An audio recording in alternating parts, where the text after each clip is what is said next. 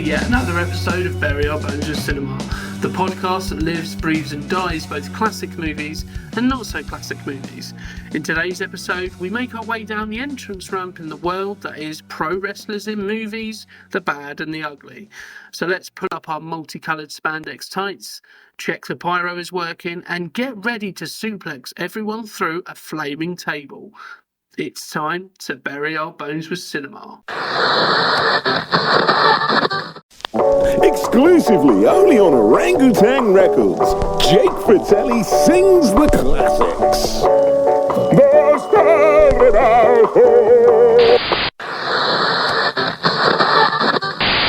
So, welcome back to another episode of Bury Our Bones with Cinema.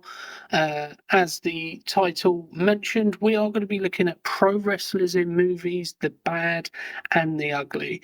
Now, what do we mean by the bad and the ugly? Well, unfortunately, pro wrestlers in movies hasn't always been a seamless transition from one entertainment medium to another. Pro wrestlers in movies has been happening since pro wrestling has existed, so it's nothing new. It's not a new thing.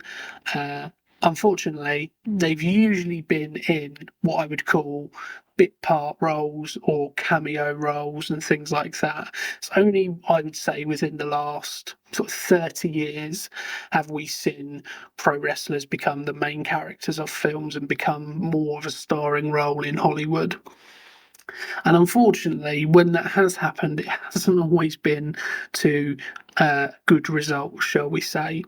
So, kicking off with some honourable mentions, obviously we have the WWE Studios films, which, you know, long story short, have usually only been there to elevate or to put the career in Hollywood of one particular wrestler out there. So, for example, we've got a particularly good wrestler who we would like to see become more of a mainstream figure. Okay, John Cena, let's give him a couple of films in order to make sure he is what he needs to be when he goes to Hollywood. So films like 12 Rounds and The Marine obviously gave John Cena his start, but by no means are they considered cinema classics. I would even call them good. They're pretty rubbish films. Films like The Chaperone, which stars Triple H or Paul Levesque. And again, another very, very bad film. Not all hit and miss, though. The Condemned has been a film that was actually pretty decent, starring Stone Cold Steve Austin, and See No Evil, which isn't a too bad a horror film, fairly by the numbers, but it's not too bad. And that obviously stars Kane in the Michael Myers, sort of Jason Voorhees style of role there. Another honourable mention, I'm going to say, is Baywatch. You know, with Dwayne Johnson and Zac Efron. That's a fairly new film, and it's just not very good, is it? Let's be honest. When it was being made and being produced, nobody was going, actually, what we want to see is a remake of Baywatch. I don't think anybody was really kind of saying that. And the people who were saying that wanted something a little bit more within that 90s nostalgia kind of viewpoint. It wasn't what we ended up getting. What we ended up getting was, let's take a well-known IP, let's take literally one element about it and call it the same thing, and then let's make an action film starring Dwayne "The Rock" Johnson. That's basically what that is. And as a result, money-wise, I'm not sure what it made. Probably made a fair bit, but it's not going to be considered an absolute classic that people need to go and see. But moving things over to my first pick for a pro wrestler in a movie, the bad and the ugly, I want to take a film that probably not a lot of people have actually heard of, in 2020's Money Plane. Now, I should preface pretty much everything we say here with 2020. We kind of have to take it with a massive pinch of salt, because as we know, COVID was rife. Cinemas weren't open. Most people were in lockdown, particularly in the UK. I'm not sure what it was like across the rest of the world, but certainly in the UK, and I think the United States, cinemas weren't open, and so in terms of, the box office and the figures, it's not going to paint a true picture. Unfortunately, this film wouldn't have done anything to, ease people's ability in lockdown, because it is a fairly drab affair. I'll just quickly, very, very briefly go over the plot because it is paper thin. So, a professional thief with a $40 million debt and his family's life on the line must commit one final heist, rob a futuristic airborne casino with the world's most dangerous criminals. Okay, so it sounds fairly B-movie, and that's because it is pretty much B-movie, which is not always necessarily a bad thing. What it does mean is that you have to do a lot of uphill walking in order to get people invested and on board, and unfortunately, they never quite achieve that here. It very, very early on, you can tell that this is straight to DVD release, very much a cash in, or a paycheck for some of the people involved, which we will get onto shortly. And if anything, it feels very much like a student film, a film that people are creating to learn the craft rather than people who are already doing the craft. So that kind of again tells you everything you almost need to know about the film. But if we look at those box office figures just to begin with, just so we have a little bit of context, however, skewed they may be due to COVID. So this had a budget of $5 million, which I'm going to say straight away, right off the bat, I think $5 million, I would say at least 80% of this went on the cast, if not more, because it never really looks like a film that's had any money spent on it at all. If anything, it looks like it's used a lot of stock footage and a lot of stock music, stock CGI, all of those things, which again isn't necessarily a bad thing, but it does mean that everything else has to try and elevate it to a standard that people can get on board with. And in this instance, it never really quite does that. Okay, so $5 million budget. Now, obviously, due to it happening during COVID, only $618 back, which, if that had been during the peak of cinema time, and that's what they made back, then there would have been a lot of squeaky bums. But we can give it a pass in this particular instance because of COVID. Moving over to the film crew and who helped make the film. So, directing and writing the film, we have Andrew Lawrence, who also ends up starring in the film, which we will come on to later. He was helped with the writing credits with Tyler W. Coney, Richard Switzer, and Tim Scharf. He was also helped with producing by Tyler W. Coney again and Richard Switzer. The composer was David Bateman, not Patrick Bateman, which is ironically what most people will turn into after watching this film. Want to go out and hurt somebody because it's not very good at all. We also have the cinematographer of Pasha Patricky. We have the editor, Austin Nordell, and the production designer is Paul Blanchard. And I want to just, everything I will end up saying about this film. One thing I will say is that I don't think anybody really sets out to make a bad film. I think it probably usually comes down to a number of different factors, whether that be, the skill of the people involved, whether that be due to production problems, whether that be due to not a lot of money, whether that be due to any number of different things. Nobody sets out to make a bad film. But unfortunately, I do have to call a spade and say when something isn't very good.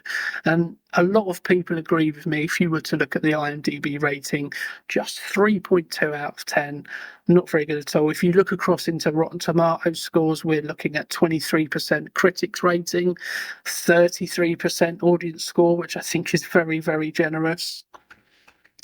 I think across the board, people could tend to agree with the kind of things that I'm going to be getting onto. But if we do look at that cast that we mentioned earlier, obviously pro wrestler in a movie, who's the pro wrestler line? Well, that is Adam Copeland, otherwise known as Edge, who plays Jack Reese. We have Kelsey Grammer, of all people, Fraser Crane himself, playing Darius the Rumble Grouch. Do not ask about the name because it never gets explained. do with it what you will. We have Thomas Jane, the Punisher himself, playing Harry. We have a very, very small cameo from Denise Richards playing Sarah, Jack Reese's wife. We have Katrina Norman playing Isabella Voltaic. We also have Patrick Lamont Jr. playing Trey Peterson. We have Andrew Lawrence, who is also the writer and director, playing Iggy. We have Joey Lawrence playing the concierge, and we have Matthew Lawrence playing the cowboy. You can see a bit of a theme here, all three of those being brothers. And we have Al Sapienza playing the bookkeeper. So there's some notable names there. Obviously, probably perhaps the biggest name out of all of them will be Kelsey Grammer or Thomas Jane, but probably Kelsey Grammer. He probably took this purely for the paycheck because it didn't seem like he was trying to elevate this to be anything more than what it was. He's not bad in it. Don't get me wrong, he's not great in it either. He plays a very by-the-numbers, ham-fisted, melodramatic villain, and he's not in it a lot. So tells you that he probably just saw a quick and easy buck to make. We have Thomas Jane, again another notable figure. So people who we recognise are in this. You also see another name or another person you may recognise in Joey Lawrence, who I believe has done American sitcoms and things like that. Matthew Lawrence, probably remember him most notably from Mrs. Doubtfire, playing the son of Robin Williams' character. And we've also got Al Sapienza, who usually plays, DAs, cops, parts of crime families. I think most notably recently he is starred in the TV show Reacher on Prime at the moment. So some notable names there who should be able to elevate this into being something a lot better than what it is. Unfortunately, it never really gets any better than what the plot kind of points towards it being. The thing I would say about this film is naturally, obviously, the cast is what it is, but the writing of this film is perhaps where it falls down the most. This is a film that really kind of does hinge on its writing, and the writing is absolutely terrible in almost every single way. So obviously we the story is that they're going to hijack and perform a heist on this advanced casino on a plane, which isn't necessarily a bad plot line, but you need something more than that. You need some more meat on the bone. So when Adam Copeland's character becomes initially, called on to do this particular heist, he's told about the plane, and he says it's impossible. How are you going to be able to do that? Making out that this is going to be a really difficult job, a really difficult thing to achieve. How are we going to be able to do that?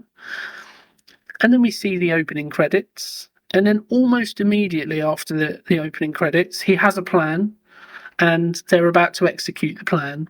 This isn't Ocean's 11. This isn't Heat. This isn't The Dark Knight. We don't see elaborate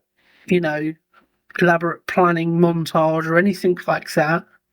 We are just placed in the middle of this warehouse where they're finalising their plan, and their plan consists of the following steps. Number 1, get on the plane. Well, that's a good start.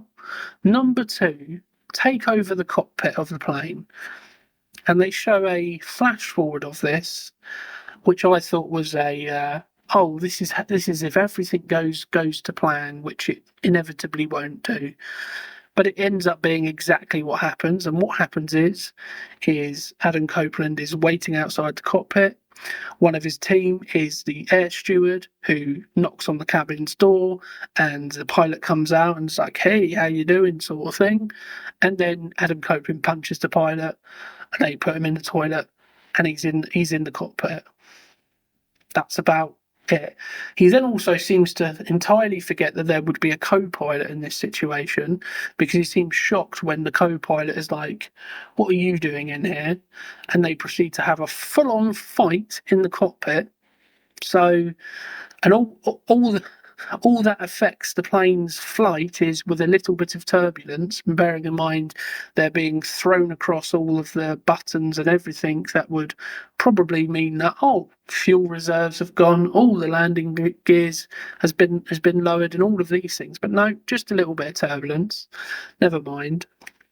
He ends up getting past this co-pilot, and then spends 60% of the film pretending to fly this plane. Now, when I say pretending to fly this plane, I don't mean as though he's taking over the plane. I mean, he's literally sitting there holding on to the, I can't think of what it's called, but the steering wheel, like it's a car, moving it from left to right, like you see a lot of actors when they're pretending to drive in films do. Looking around as if he's watching the traffic and making sure he's okay to go. He's just coming out of a T-junction, etc., etc. I swear at one point he looks in a rear view mirror. And that's 60% of his time in the film. So you've got somebody who, Adam Copeland, we know he can act. We know he can do stuff. He's not, just a big muscle-bound idiot, can't act at all. We've seen him in Vikings, we've seen him in Haven. He's gone on to do other things like Percy Jackson, the new Disney TV show. And whilst he's no Daniel Day-Lewis by any stretch of the imagination, but he's able to act at the very least. And the people who are going to be watching this film, namely wrestling fans, are there.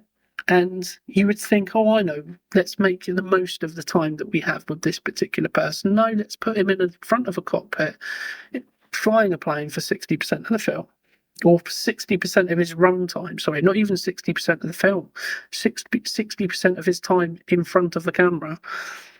It tells you everything you need to know about this film, really. So that's whatever stage it is of the plan. The next part of the plan is to steal the money. And it literally says we get the cryptocurrency and then we get the cash on the plane. And then they jump out of the plane. That's their plan. That is about as extensive as a plan as it gets to, which is problem one of many. Another big problem, which I can kind of understand due to the budget, but at the same time, I think you could do things if you were a little bit more skilled. I think you could do things in a slightly more interesting way, and you can hide the negatives and accentuate the positives a lot more if you were skilled, if you were a good, a skilled filmmaker. So the next thing they end up doing is they make their way onto the plane, and we see this, this advanced, casino in the sky type thing, which, to be fair, consists of 3 rooms, or 3 areas of the plane, I should say. The first area of the plane is a big open, room with a couple of nice seats, a screen, which is where they can place bets. That's room number 1. Room number 2 is essentially the same again, but the lights are slightly dimmed and there's a poker table in the middle. And then room number 3 is the same again with slightly different coloured lights, and as well as a poker table in the room, there's also a roulette table in the room. That's about it. Now that to me doesn't say heavily advanced casino in the sky. If, to be honest, if all you've got is a poker table, why not just change the rather than calling it a casino in the sky, why not just say there's a high stakes poker game happening here, which can only happen here because of the international airspace, which they do say about the casino, but then the casino is only doing, a couple of things, which is a bit silly. But there we go. Another problem that they do have in this film is obviously the script is incredibly poor, and the places where there are supposed to be laughs, it falls really, really flat. Nobody's able to really give anything any stakes. There's no, we never really feel like any of these people are in peril, like they're fighting for their lives or anything like that. This is supposed to be where all of the, the world's most dangerous people are all coming to, to bet on, to take part in this casino. And the world's most dangerous people just seem like, they don't seem very dangerous at all. They all seem just a bit bit strange and a bit weird. But no, nothing at all dangerous about them. It just feels very, very lackluster the whole way through the film. It doesn't seem like anybody really thought anything out when it came along to make this film. And so what that ends up meaning is that it feels like a very fractured affair. So it's an 82-minute, long film, but I'm sitting there going, this feels like 82 years because it takes so long to actually have anything interesting happen. And even then, it's not really interesting. It's just something perhaps you're not quite expecting, Just the whole thing is just, not. Another good example of what I'm trying to say here is they eventually get to where all the cash on board is held, and they just happen to have one of the people in the team that Adam Copeland hires is a safe cracker. Bearing in mind this is supposed to be, a very state of the art type of casino. She seems very confused by the fact, oh no, this is a different type of safe code. This is biometric. Oh, what are we going to do? This is going to put a spanner in our plan, or lack thereof. Well, she's just beaten up somebody who happens to be standing guard off this particular safe. She realises it's biometric and then just grabs his hand and gives his thumbprint, and then it opens. And it's like, you think to yourself, so this, highly dangerous play or highly dangerous casino with all these dangerous people and all of this money, the protection is a thumbprint. That's it. A thumbprint of the person standing right outside the safe. Now, all it takes is what exactly happened, which is somebody to, kick up a fuss, beat that person up and use their thumb, and they're in the safe. Doesn't really make a lot of sense. When it comes to the cryptocurrency, there's a couple of servers in a room. So they hack into this with what looks like a 2006 Samsung Galaxy, which I don't know anything about hacking, to be fair. That could be perfectly plausible. I don't know. But essentially, it takes them literally about 5 minutes to get into this, hack into this, where there's billions and billions of dollars of cryptocurrency. And then they're away. They're like, oh, now we can go. We can jump off this plane now. And Kelsey Grammer is trying to be this big villain, but he gets double crossed just as quickly as he decides to double cross somebody else. And it just, it always feels at every opportunity like nobody gave any real thought to what this was going to be about, what this story was, what this was going to do, etc., etc. It just felt very much like they were like, let's just make a film. Let's make a film. How do you do that? Oh, well, let's just do this. Let's just do this. Let's just do this. And nobody at any point said, let's just take a step back and really think about the logic of this and the logic of that.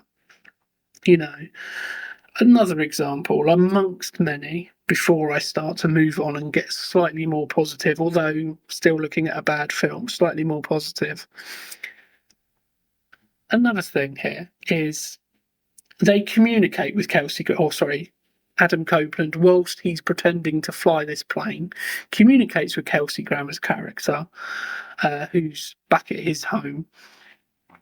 And, they use what looks like, and I'm going to call it criminal zoom, in the sense of it is essentially Zoom, but they've put some weird filter on in post-production to make it look like it's this big high-tech thing, but essentially it's zoom. No kind of weird. He happens to be carrying a camera which he just plonks everywhere so that Kelsey Grammer can see where he is.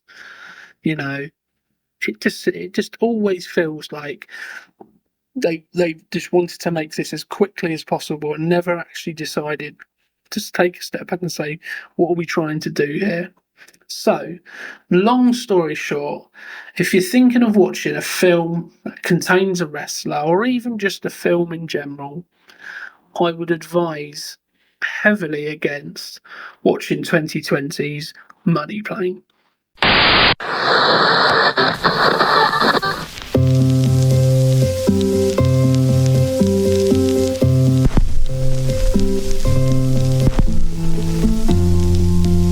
For the first time ever, and against the advice of top industry executives, WXX Productions brings you all your favourite Hollywood stars' dating videos.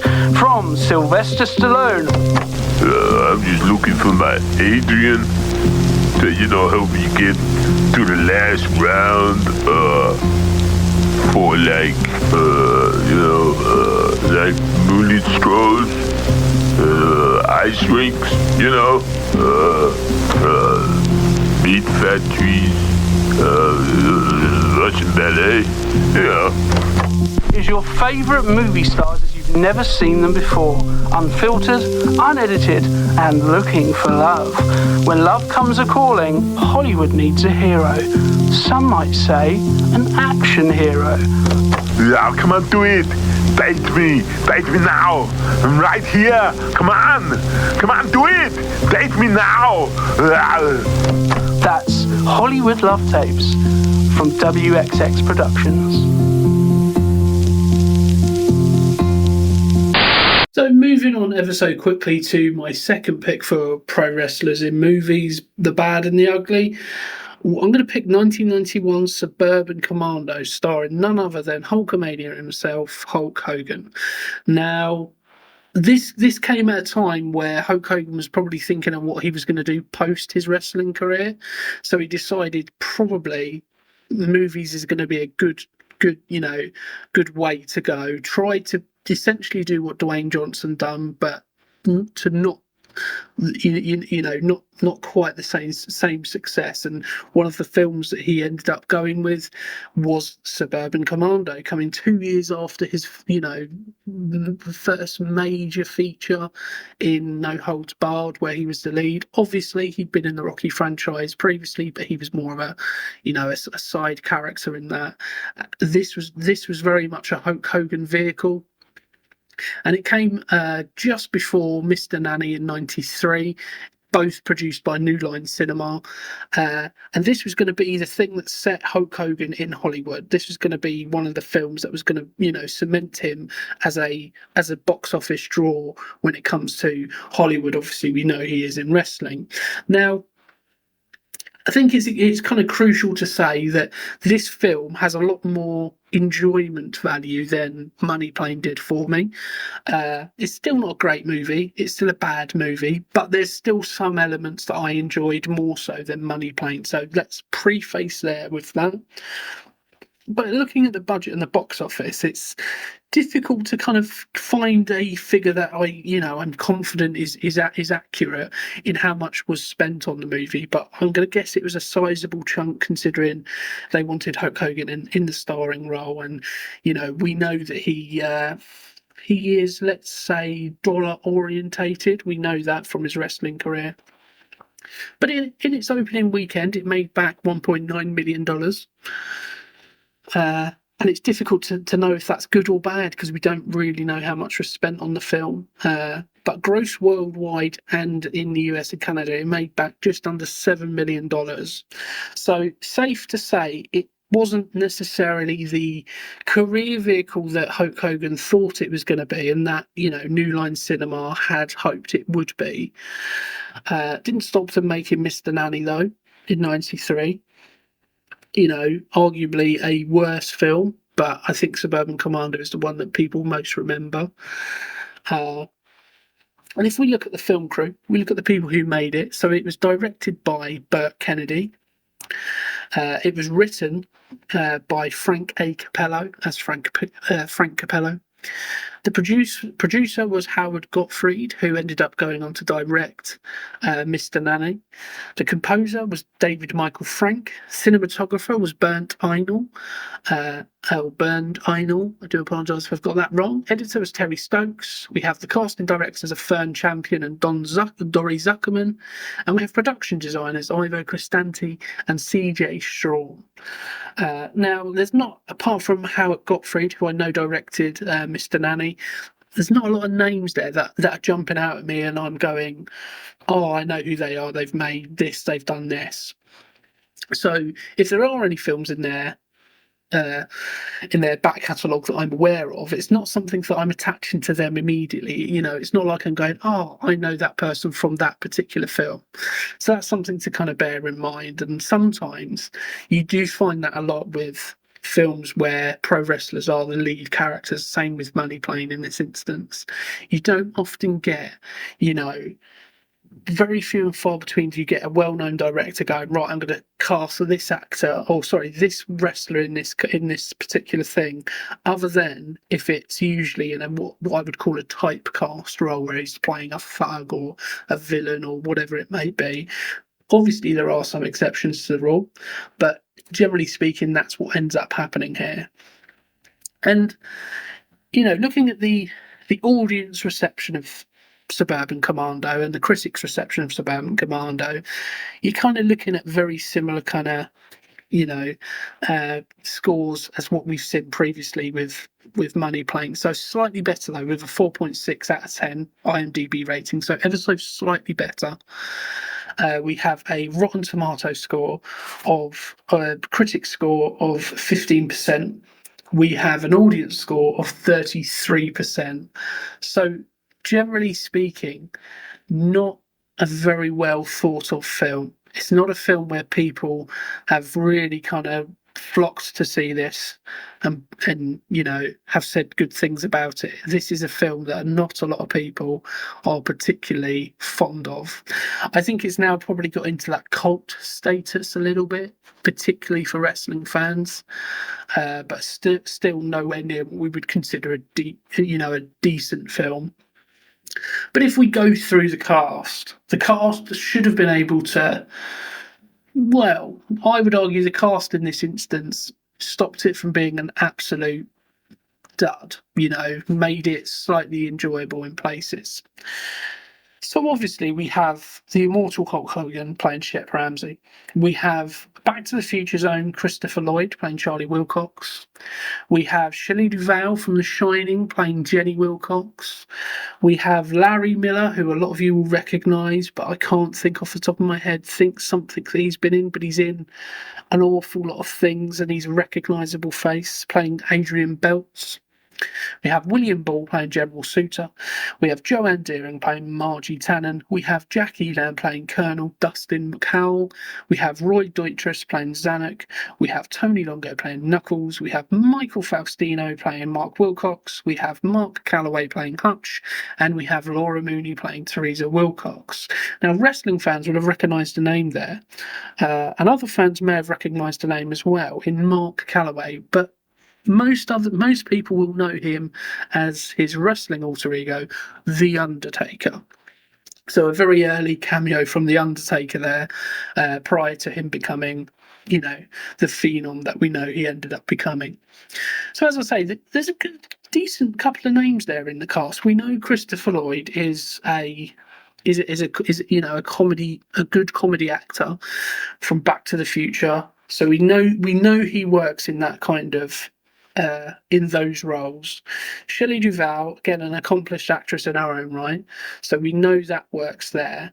And I think with those two names, along with Larry Miller and a couple of the other names that I mentioned, they prevent this film from falling down. I think what ends up happening here is if you replace Hulk Hogan with, I think, a more accomplished actor, let's say somebody like an Arnold Schwarzenegger, who apparently was going to be in the film alongside Danny DeVito in the Christopher Lloyd role. If we were to, simply replace Hulk Hogan, as I've said previously, I think this becomes a much more enjoyable affair. I think you have somebody who is a little bit better at comic timing, is a little bit better in terms of being able to elevate a script and to improvise it a bit here and there. I think this would be a much more enjoyable affair. I think the problem being is that obviously Hulk Hogan is, very, very accomplished in a wrestling ring, but not necessarily the person you'd go to when it comes to, I want to see that person in a film. So with that cast, I think it prevents it from becoming a really, really drab affair. Now I'm going to kick off with some of the positives about this. Now there's a couple of funny things that I like about this particular movie, which I think is really important to kind of start with, so that this whole episode isn't entirely negative, because I realised I did go on a bit of a rant with Money Plane. So the first thing that I found quite funny with this, there's a scene where we've got some kids on some skateboards and they come up to Hulk Hogan's character and they say, here, have a go. He has a go and he falls on his arse, and that's not the funny part. This is like almost a two-handed joke here that ends up getting, fulfilled later on in the film. But essentially he gets a bit angry, picks up the skateboard and throws it high up into the sky. Because of his super strength, it just keeps going. And all the kids are looking quite shocked. And that in itself is somewhat funny, but I think where it becomes, for me, again, not laugh out loud funny, not really like, oh, this is so funny, but almost a that's quite funny kind of moment, is later on where the two henchmen are searching for Hogan in space. They're looking at their radar screen, and then all of a sudden they see this skateboard go flying past, and they both give each other a look as if to say, what on earth was that? What the hell have I just seen there? Is that a skateboard? That I thought was quite funny. Not too bad. I thought it was, for family kind of humour. I had a tiny inner chuckle about that one, along with another time where we see Shep Ramsey, Hulk Hogan's character. He's strolling the streets at night and he comes across a mime artist. And the mime artist is doing the classic, oh, I'm going to, pretend I'm inside a box. And Shep Ramsey says, oh, that's the old such and such. I can't think of what he calls it, but essentially a force field. And he says, here, let me help you out. And then he full on punches the dude in the face because there's no force field. I thought that was quite funny, but that probably says more about me than anything else. But unfortunately, those moments are kind of few and far between, unfortunately. And I don't know how much of that is because the script just isn't that funny, and how much of it is because they didn't have a good enough lead character or lead actor in the role. One of the worst lines is and this has become quite meme-worthy, particularly in wrestling circles. But it's so basically there's a device of some variety. I can't think what they call it again, but essentially it ends up being able to freeze things and freeze people. And Christopher Lloyd prevents these two thugs from mugging this girl, but drops this item on the floor. The thugs pick it up and they decide later on to go and rob a bank. And Hulk Hogan and Christopher Lloyd make their way to the bank, trying to find this particular device to prevent the henchman from trucking onto its signal up in space. It's quite elaborate, me having to explain this, let alone watch it. But essentially, he goes into this bank, the thugs get this thing, and they try to freeze Shep Ramsey, Hulk Hogan, and we see all this dry ice effect come up. We see it go, all around him, and then all of a sudden it starts to clear. And Hogan has got what looks like, if UK listeners will understand this. Those lollipops that used to have that little bit of liquid in a bottle underneath, and you used to tip it upside down, suck the lolly, and it would put the liquid into the lolly, so it would never, that. It looks like one of those things. He empties this liquid into his mouth, growls in a typical wrestling fashion, and goes, antifreeze. And that just kind of sums up all of the missed opportunities and the missed, comedy in this film, because it's not a very good line. And the worrying thing is either somebody has written that down on a piece of paper in a script and gone, yeah, that's a really good line, that's good, yeah, that's really funny, that. Or, and we know Hulk Hogan likes a little bit of a porcupine, so he probably may agree with me here and say he probably does the old Joey I can't even speak now. Joey Tribbiani of, oh yeah, I write my own scripts, that kind of thing, and says, yeah, he probably likes to think he improvised that line and says, I came up with that. And that's even perhaps more worrying, because that means that other people thought that was better than what was in the script, which tells you everything you need to know about how good the script was.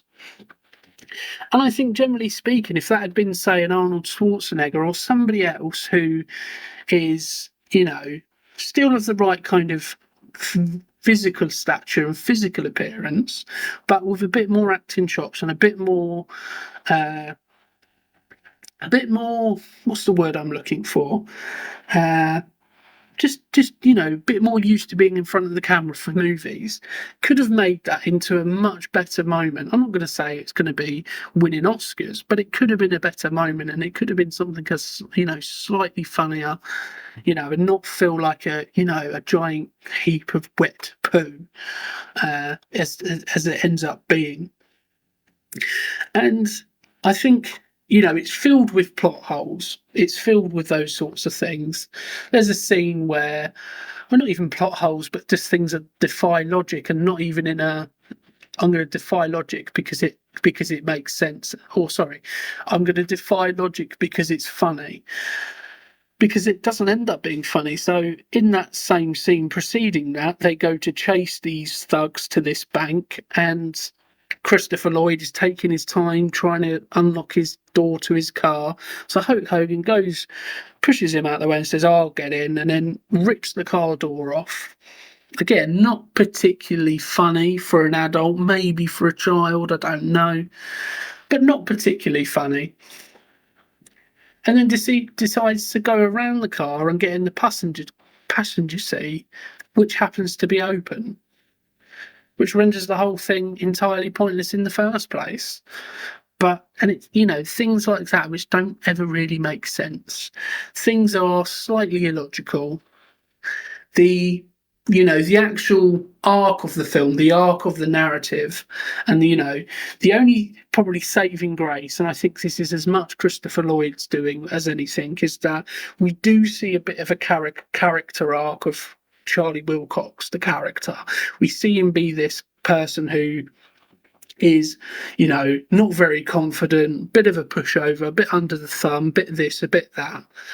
And over the course of the film, he gets a bit of confidence, and he ends up telling his boss, played by Larry Miller, up yours, you can do it all. I'm the one who's worked hard here. You can now do this architecture thing for these Japanese clients of yours.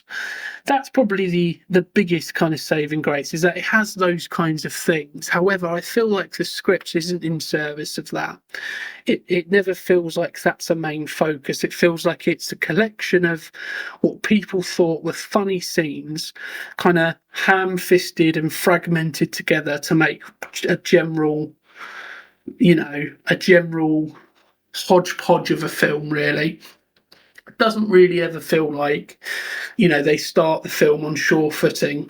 I think it's in that horrible midwith area of going, it's not quite, it's a bit too intelligent for kids of 7 to 10, but it's not quite intelligent enough for the adults. And so what you're actually doing is you're pitching yourselves at that early teenage years where they're not going to be sitting down wanting to watch this. They're going to be wanting to watch the adult stuff more anyway. They're going to be wanting to, venture out and watch things that, are 15 or an 18 or whatever it may be. And, they feel like they shouldn't be doing. So unfortunately, because they sit on the fence a little bit of who they're appealing to, it means that you don't really get either market very well. And I think that's what ended up happening, $7 million for a film when, okay, yes, it was early 90s, but when you've got, notable names in there, particularly Hulk Hogan, who at the time,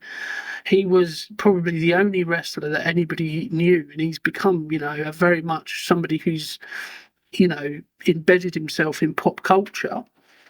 So you should have a lot more people coming to see it. And I think probably what has ended up happening is that opening weekend, people have come to see it and they've gone, not very much, or reviews have come out and go, not for me, not for me.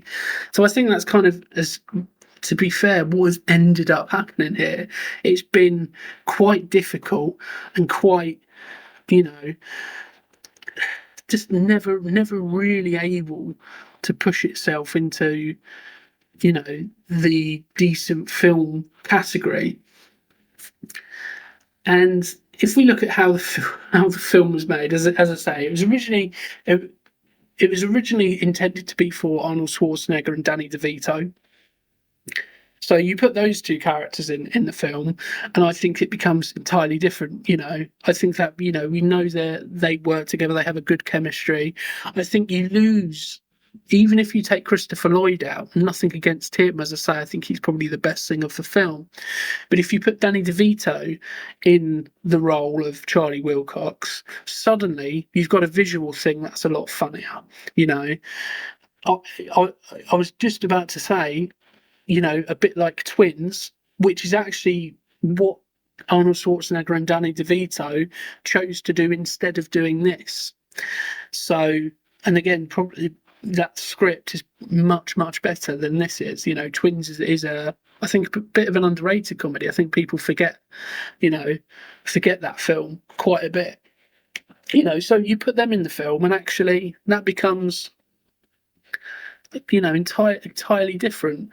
But New Line Cinema decided actually they don't want to do the film anymore. They wanted to go and do Twins. So let's give it to Hulk Hogan, who had some success with No Holds Barred, from New Line Cinema. So they were, hoping this would carry on, in their eyes, that kind of success that they had.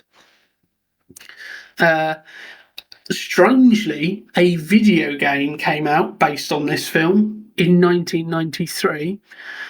In which you play as Shep Ramsey and you shoot your way through asteroids. Now, I can understand a game coming out at the same time as the film to coincide with the media release and to piggyback off each other's success and go, well, the game's really good, let's go and watch the film, or vice versa. But why do it 2 years after the film comes out? By that point, people have forgotten about the film. It doesn't really make any sense, but much like most of the film doesn't make much sense. That's kind of what ends up happening here. According to Hogan, so take it with the biggest pinch of salt you've ever seen, because as I mentioned earlier, he's not afraid to tell a little porcupine. He provided some singing and audio samples for the song Nice Place to Live, which was on the soundtrack. Do with that information what you will. I don't think that is true, but who knows, it could be true. Problem is, if it's been some singing and audio samples, that means it's probably going to be quite difficult to find because it's samples and it's not, the lead thing in the song. So it may be quite difficult to verify there. Interestingly, on the subject of Hulk Hogan and porcupines, this is definitely another one. Because apparently he said he would gladly make a sequel because I'm laughing as I'm reading this because this cannot be true. I do not believe this for a second do I believe this, not at all. But apparently he would gladly make a sequel because he has been asked 1 million times by little Hulkamaniacs all over the world if he is ever going to make a sequel. That is the biggest crock of shit I've ever heard in terms of trying to get a sequel. He would never, nobody is going up to Hulk Hogan, bearing in mind the vast majority of his fans are wrestling fans. Nobody is going up to him and going, oh, please make a sequel of Suburban Commando. Please do that. You know, not, oh, I watched you at WrestleMania X, I watched you at WrestleMania this, WrestleMania that. Oh, I remember when you went to WCW. I remember your, your juice machine, or I remember this about your particular thing. No, people are going up to him and saying, please make Suburban Commando 2. Absolutely no chance. But Hulk Hogan apparently likes to tell porcupines. And he also said that the only thing he wouldn't do with that film is invest anything into it money-wise, which basically means that it's dead in the water, because I think the only person who would invest money, or is likely to invest money, is Hulk Hogan himself. So we've been saved from what could be an even worse sequel there. And now for some cameos which some people may have picked up on, some people may not have picked up on. The first of which wrestling fans will recognise immediately. So there is, in, I think, the early part of the film when they're up in space, which is another problem with the film, actually, before I get onto the cameo. We're supposed to believe that he's this, intergalactic hero, but we see his world or space for literally about 5 minutes of the whole film. So we don't even have a chance to really see his world, so that when he comes to Earth, we have that jarring kind of juxtaposition of comedy, where we can really see, oh, he's a fish out of water, so these things are even funnier because we know what he's used to. So that's another problem that I have with the film. But back to the cameo, because I'm going off on a wild, ranty tangent. In the early part of the movie, where he's in, he's trying to save the world from the big villain, we see very briefly a familiar face for wrestling fans, played by Ed Leslie, otherwise known as Brutus the Barber Beefcake, because apparently he's one of the stuntmen in the film. Which, if you know anything about Hulk Hogan and how he likes to get his friends on board in his projects, whether that be wrestling, film, or anything else, it's not entirely surprising, is it? Because we know he's good friends with Ed Leslie, Brutus Barber Beefcake, so it doesn't really surprise you too much there. But one cameo which may surprise you, and you may not have picked up on. So the little girl who gets her cat stuck in the tree twice, which to me is just, by the second time I'd be going, well, serves you right. You've already saved your cat twice. Now you've thrown your cat up there again, or whatever you've done. Serves her right, but that's me being cynical. But that girl is played by Elizabeth Moss. Now, if you're not familiar with the name, you probably know her from The Handmaid's Tale TV series, where she plays Offred, also from The Invisible Man, which is a fantastic film, remake of the old Universal monster movie type Invisible Man. So go and see that if you haven't seen that. It's a great film. But yeah, it's played by Elizabeth Moss. So some more, useless information about Suburban Commando there. So, in closing, okay, pro wrestlers in movies, particularly in terms of bad movies, why don't they work? Well, there's probably loads of things that go into that, but I think for me, one of the biggest things, I think, why it often doesn't work is because often they're typecast, so we have wrestlers appearing in films an awful lot over the course of film history, going back to Peter Maivia, in You Only Live Twice, all the way to, Terry Funk in Roadhouse. I think they're often typecast because, usually they're larger than life characters. usually they have a certain aesthetic look. So usually they're playing, the thug, the henchman, the characters that we're never really going to want too much kind of character development. Nobody's going to sit there and go, do you know that thug in that scene for 2 seconds? Yeah, I want to know his motivation. I want to see his character arc. Nobody's really going to be asking for that. So when you typecast, it's very difficult to get those roles where those things are going to, provide you with a good, solid, basis to create a good acting performance. Not entirely unheard of, but few and far between. I think also as well, one thing perhaps that certainly with Hulk Hogan that he's very good at is in a wrestling ring or in a wrestling environment, a bit like in the theatre, you're often doing things dialed up to 11, to Spinal Tap style, thinking of how can I make the person who's sitting right up in row Z, how can I get them to see the story that I'm telling? And it's usually physically, so usually all of the movements and all of the things you're doing are really over the top and very large, so that the person who's sitting in the front row gets the exact same experience as the person up in row Z, or as much as that can be possible. So that's what ends up happening there. The problem with that is when you then transfer that over to film, or even to TV, but in this case film, where you're behind the camera, not in a wrestling sense, but in an acting sense and in a film sense, those exaggerated movements often don't work because the camera will pick up anything subtle.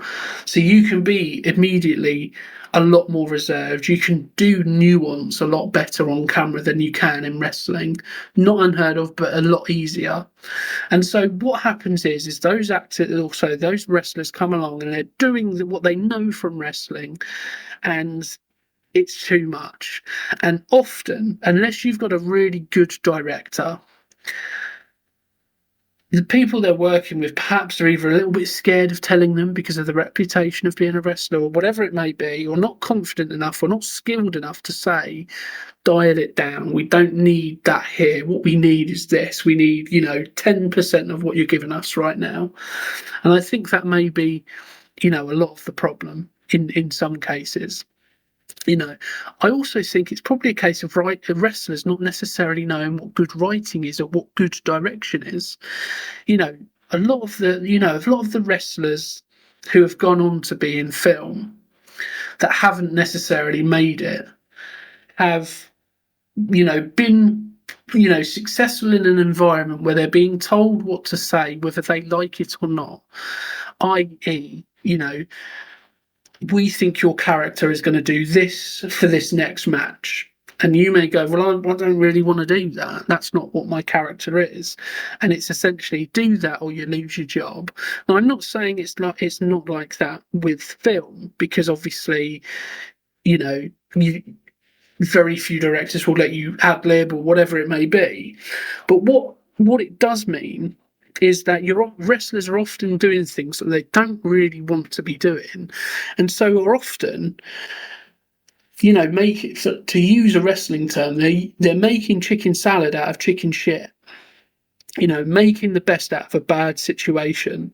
And what that does is mean that when you get a good situation, you may not always be perceptive to whether or not it's good writing. And I think, again, that could be something that plays into it. Again, it's not always the case. As we go to, looking forward to the next episode, a little bit of a spoiler, we're going to look at some, pro wrestlers in films where it's been good. The things that are starting to make them successful, or what makes their performance successful, is that they're able to know what good writing is, so they're usually in a much better project to start with. They're able to not necessarily feel the need to dial it up to 11. And they're also usually not often typecast in a role where they're only there because they look physically right for the part. So in closing, pro wrestlers in movies, the bad and the ugly. We've obviously looked at Money Plane. We've looked at Suburban Commando. But I could have chosen any number of pro wrestlers in movies film, because unfortunately, like video game adaptations that we covered a couple of weeks ago, the films aren't quite, what we want to see from pro wrestlers. They're often drab affairs, not very interesting, and very usually B-movie straight to DVD releases.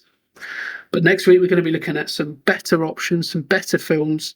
So hopefully we can be slightly more positive in next week's episode, or the next episode, I should say.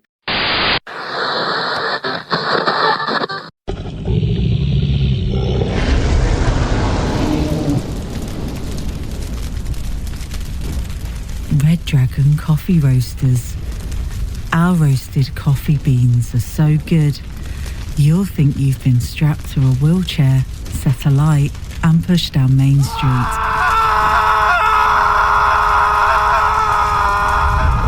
Red Dragon Coffee Roasters. Coffee with a bite.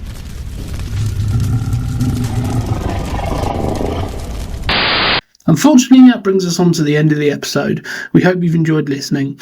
Don't forget to follow us from wherever you get your podcasts from, and also head over to our social media platforms in order to stay up to date. So until next time, he's been Jimmy Murphy, I've been Ryan Etherington, and we have been Bury Our Bones with Cinema.